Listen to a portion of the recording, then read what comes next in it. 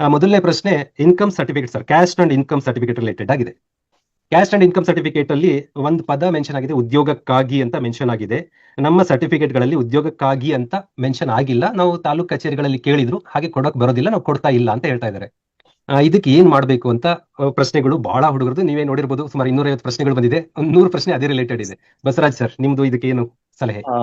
ಈಗ ಒಂದೇನು ಅಂತ ಅಂದ್ರೆ, ವ್ಯಾಸಂಗಕ್ಕಾಗಿ ಅಂತ ಹೇಳ್ಬಿಟ್ಟು ಸರ್ಟಿಫಿಕೇಟ್ ಇದ್ರೆ ಅದನ್ನ ಜಾಬ್ಗೆ ಕನ್ಸಿಡರ್ ಮಾಡಕ್ಕಾಗಲ್ಲ.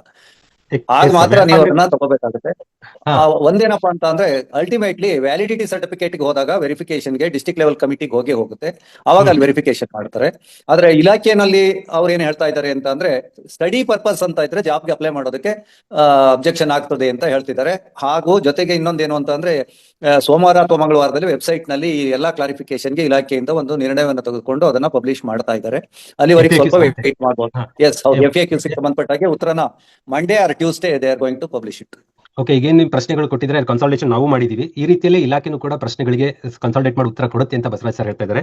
ಜೊತೆಗೆ ವ್ಯಾಸಂಗಕ್ಕಾಗಿ ಜೊತೆಗೆ ಸಪರೇಟ್ ಸರ್ಕಾರದ ಸ್ಕೀಮ್ಗಳ ಹೆಲ್ಪ್ ಪಡೆಯೋದಕ್ಕೋಸ್ಕರ ನಾವು ಕೆಲವೊಮ್ಮೆ ಸರ್ಟಿಫಿಕೇಟ್ ಪಡಿತೀವಿ. ಅದು ಇಂಥ ಸೌಲಭ್ಯಕ್ಕಾಗಿ ಅಂತ ಮೆನ್ಷನ್ ಮಾಡಿ ಕೊಡ್ತಾ ಇರ್ತಾರೆ. ಯಾವುದೋ ಒಂದು ಸಹಾಯಧನ ಪಡೆಯೋದಕ್ಕೋ, ಇನ್ನೊಂದಕ್ಕೋ, ಕೃಷಿ ಅನುದಾನ ಪಡೆಯೋದಕ್ಕೋ ಸರ್ಟಿಫಿಕೇಟ್ ತಗೊಂಡಿರ್ತಾರೆ. ಅದಕ್ಕೆ ಮೆನ್ಷನ್ ಆಗಿದ್ದರೆ ಮತ್ತು ವ್ಯಾಸಂಗಕ್ಕಾಗಿ ಇಲ್ಲದೆ ಇದ್ದರೆ ದಟ್ಸ್ ನಾರ್ಮಲ್. ನಿಮಗೆ ಕೊಟ್ಟಿರೋ ಇನ್ಕಮ್ ಸರ್ಟಿಫಿಕೇಟ್ ವ್ಯಾಲಿಡ್ ಅಂತಾನೆ ಅರ್ಥ. ನೀವು ಅದಕ್ಕೆ ಕನ್ಫ್ಯೂಸ್ ಆಗೋದು ಬೇಕಾಗಿಲ್ಲ ಬಹಳ. ಅಂಡ್ ದೆನ್ ಏನು ರಿಕ್ರೂಟ್ಮೆಂಟ್ ಪ್ರಾಧಿಕಾರಗಳು ನಿಮ್ಮನ್ನ ಅಲ್ಲಿ ಉದ್ಯೋಗಕ್ಕಾಗಿ ಮೆನ್ಷನ್ ಇಲ್ಲ ಅನ್ನೋ ಕಾರಣಕ್ಕೆ ರಿಜೆಕ್ಟ್ ಮಾಡಲ್ಲ. ಬಟ್ ಅಲ್ಲಿ ಶಿಕ್ಷಣಕ್ಕಾಗಿ ಅಂತ ಇದ್ದಾಗ ಅಥವಾ ಇನ್ಯಾವುದೋ ಸರ್ಕಾರಿ ಸೌಲಭ್ಯಕ್ಕಾಗಿ ಅಂತ ಇದ್ದಾಗ ರಿಜೆಕ್ಟ್ ಆಗುತ್ತೆ. ದಟ್ ರೀಸನ್ ನೀವು ಭಯ ಪಡೋದು ಅಗತ್ಯ ಇಲ್ಲ ಅಂತ ನಮ್ಮ ಕಡೆಯಿಂದ. ಮಂಜುನಾಥ್ ಸರ್, ಏನ್ ಆಡ್ ಮಾಡ್ತೀರಾ? ಸರ್, ಇಲ್ಲಿ ಜನರಲ್ ರಿಕ್ರೂಟ್ಮೆಂಟ್ ರೂಲ್ಸ್, ನಾವು ಯಾವುದೇ ರಿಕ್ರೂಟ್ಮೆಂಟ್ ಹೋಗ್ಬೇಕಾದ್ರೂ ನಿಯಮಾನುಸಾರ ವೆರಿಫಿಕೇಶನ್ ಮಾಡೋದು ಬಹಳ ಅಗತ್ಯ. ಇಲ್ಲಿ ಜನರಲ್ ರಿಕ್ರೂಟ್ಮೆಂಟ್ ರೂಲ್ಸ್ 10 ಅಲ್ಲಿ ಏನ್ ಹೇಳ್ತೀವಿ ಅಂತ ಅಂದ್ರೆ, ಯಾರೇ ಸಕ್ಷಮ ಪ್ರಾಧಿಕಾರ ಸರ್ಟಿಫಿಕೇಟ್ ಕೊಟ್ಟರು ಸಹ ಆ ಪ್ರಾಧಿಕಾರದ ಮುಂದೆನೆ ಪುನಃ ಹೋಗುತ್ತೆ. ಅವರೇ ಸರ್ಟಿಫೈ ಮಾಡ್ಕೊಡ್ಬೇಕು, ಅವರು ಸಿಂಧುತ್ವ ಕೊಡ್ಬೇಕು.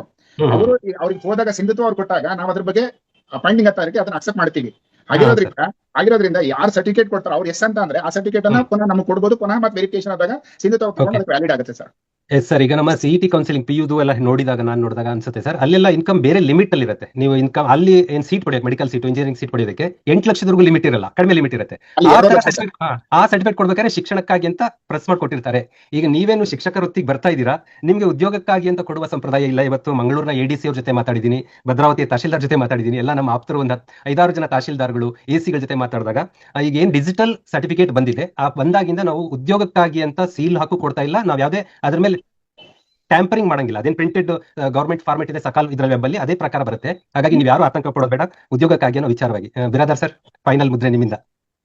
ಸರ್, ಅಲ್ಲಿ ಏನ್ ಪ್ರಾಬ್ಲಮ್ ಆಗ್ಯದ ಅಂತಂದ್ರೆ ಸರ್, ಕೆಲವು ಕಾಸ್ಟ್ಗಳಿಗೆ ಶಿಕ್ಷಣಕ್ಕಾಗಿ ಮೀಸಲಾತಿ ಬೇರೆ ಬರ್ತದ. ಈಗ ಉದಾಹರಣೆಗಾಗಿ ಬಣಜಿಗ, ಶೀಲವಂತ, ದೀಕ್ಷಾ, ಅವು 2A ದಾಗ ಬರ್ತಾವ ಸರ್. ಅವು ಹೌದು, ಶಿಕ್ಷಣ ಟೈಮಲ್ಲಿ 2A ಬರ್ತಾರೆ. 2A ಬರ್ತಾರೆ ಸರ್ ಕೆಲವು ವರ್ಗಗಳು. ಆ ಕಾರಣಕ್ಕಾಗಿ ಅವರು ಮತ್ತೆ 2A ಅಪ್ಲೈ ಮಾಡ್ಬೇಡಿ ನೀವು. ನಿಮ್ಮ ಉದ್ಯೋಗಕ್ಕಾಗಿ ಏನ ಇರ್ತದಲ್ಲ ಆ ಅರ್ಥದಲ್ಲಿ ಅವ್ರಿಗೆ ಹೇಳಕ್ ಹೋಗಿ ಅದು ಎಲ್ಲರಿಗೆ ಅದು ಕಾಮನ್ ಆಗಿಬಿಟ್ಟ ಸರ್. ಅದು ಅಲ್ಲಿ ಈಗ ಅಲ್ಲಿ ಏನ್ ಮಾಡ್ತಾರೆ ಸರ್, ಕೆಲವು ನಮ್ಮ ಕಡೆ ಶಿಕ್ಷಣಕ್ಕಾಗಿ ಅಂತ ಹೇಳಿ ಮೆನ್ಷನ್ ಮಾಡ್ತಾರೆ ಸರ್ ಕೆಳಗಡೆ ಕೆಲವು ಕಾಸ್ಟ್ ಇನ್ಕಮ್ ನಲ್ಲಿ, ಬ್ರಾಕೆಟ್ ನಲ್ಲಿ ಅದೇ ಶಿಕ್ಷಣಕ್ಕಾಗಿ ಅಂತ ಮಾಡ್ತಾರೆ ಸರ್. ಈಗ ಆ ಏನು ವರ್ಗಗಳು ಕೊಟ್ಟಾರ ಅಲ್ಲಿ ಲಿಸ್ಟ್, ಅವ್ರು ಬಿಟ್ಟು ಅವರು ಆ ಸರ್ಟಿಫಿಕೇಟ್ ವ್ಯಾಲಿಡ್ ಆಗುಲ್ಲ ಅವ್ರಿಗೆ ಅಷ್ಟೇ. ಉಳಿದವ್ರು ಏನಾದ್ರ ನೀನು ಅಲ್ಲಿ ಶಿಕ್ಷಣಕ್ಕಾಗಿ ಅಲ್ಲಿ ಮೆನ್ಷನ್ ಮಾಡಿಲ್ಲ ಅಂತಂದ್ರ ಅಥವಾ ಉದ್ಯೋಗಕ್ಕಾಗಿ ಮೆನ್ಷನ್ ಮಾಡಿಲ್ಲ ಅಂದ್ರು ನಿನ್ನ ಕಾಸ್ಟ್ ಸರ್ಟಿಫಿಕೇಟ್ ಇನ್ಕಮ್ ವ್ಯಾಲಿಡ್ ಆಗ್ತದ, ಚಿಂತೆ ಮಾಡೋದು ಅಗತ್ಯ ಇಲ್ಲ ಸರ್. ಎಸ್ ಸರ್, ಅದೊಂದು ಚೂರು ತೋರಿಸ್ಬಿಡ್ತೀನಿ ಸರ್. ನೀವೇನ್ ಹೇಳಿದ್ರಿ ಅದು ಏನ್ ನೋಟಿಫಿಕೇಶನ್ ಇದೆ ಕಾಣ್ತಾ ಇದೆಯಲ್ಲ ಸರ್, ಇದು ಸರ್ಕಾರಿ ಆದೇಶ ಸಂಖ್ಯೆ ಈ ಕಾಲಮ್ ಇದೆಯಲ್ಲ, ವಿಶೇಷ ಸೂಚನೆ, ಇವರಿಗೋಸ್ಕರ ಆ ಕಾಂಪ್ಲಿಕೇಶನ್ ನೀವೆಲ್ಲರಿಗೂ ಆಗ್ತಾ ಇದೆ. ಇವರು ಶಿಕ್ಷಣದ ಸಮಯದಲ್ಲಿ 2A ಬರ್ತಾರೆ, ಜಾಬ್ ಸಮಯದಲ್ಲಿ 3A ಬರ್ತಾರೆ, ಈ ಇಷ್ಟು ಜಾತಿಗೆ ಸಂಬಂಧಪಟ್ಟ ಅಭ್ಯರ್ಥಿಗಳು. ಹಾಗಾಗಿ ನಿಮ್ಗೂ ಕೂಡ ಅಷ್ಟೇ, ನೀವು ಅಲ್ಲಿ ತಹಶೀಲ್ದಾರ್ ಕಚೇರಿಯಲ್ಲಿ ಪಡಿಬೇಕಾದ್ರೆ ನೀವು ಉದ್ಯೋಗಕ್ಕಾಗಿ ಅಂತ ಕೊಡ್ಲಿಲ್ಲ ಅಂದ್ರೆ ದಟ್ಸ್ ವ್ಯಾಲಿಡ್. ಬಟ್ ಅದು ನಿಮ್ದು 3A ಆಗಿರ್ಬೇಕು ಆ ಟೈಮಲ್ಲಿ. ಅದು 2A ಆಗಿದ್ದನ್ನ ತಂದು ನೀವು ಇಲ್ಲಿ ಕ್ಲೈಮ್ ಮಾಡಿದಾಗ ನೀವು ತೆಲುಗು ಬಣಜಿಗ ಇದ್ದೀರಿ, ನೀವು 2A ಅಂತ ಕ್ಲೈಮ್ ಮಾಡಬಾರ್ದು ಅನ್ನೋ ಉದ್ದೇಶಕ್ಕಷ್ಟೇ. ಇದು ಶಿಕ್ಷಣದ ಸಮಯದಲ್ಲಿ 2A ಹೋಗುತ್ತೆ, ಉದ್ಯೋಗ ಸಮಯದಲ್ಲಿ 3A ಬರುತ್ತೆ ಸರ್. ಬಿರಾದರ್ ಸರ್ ಕ್ಲಿಯರ್ ಮಾಡಿದ್ದಾರೆ. ಎಸ್ ಸರ್, ಈ ಕಾರಣಕ್ಕೆ ಎಲ್ಲರಿಗೂ ಕನ್ಫ್ಯೂಸ್ ಆಗ್ತಾ ಇದೆ. ಅದು ಒಂದು ಸಮಸ್ಯೆನ ಈ ಮೂಲಕ ಬಗೆಹರಿಸೋಣ. ಯಾವ ತಾಲೂಕಲ್ಲೂ ಬಹುತೇಕ ಕಡೆ ಉದ್ಯೋಗಕ್ಕಾಗಿ ಅಂತ ಕೊಡ್ತಾ ಇಲ್ಲ, ಅದು ಆತಂಕ ಬೇಡ. ನೀವು ರೀಸೆಂಟ್ ಆಗಿ 5 ವರ್ಷ ವ್ಯಾಲಿಡ್ ಇರೋ ಸರ್ಟಿಫಿಕೇಟ್ ಇದ್ರೆ ಏನು ಅಪ್ಲಿಕೇಶನ್ ಕ್ಲೋಸಿಂಗ್ ಡೇಟ್ಗೆ ನಿಮ್ದು ಇರುತ್ತೆ. ಇದು ಒಂದು ಸರ್.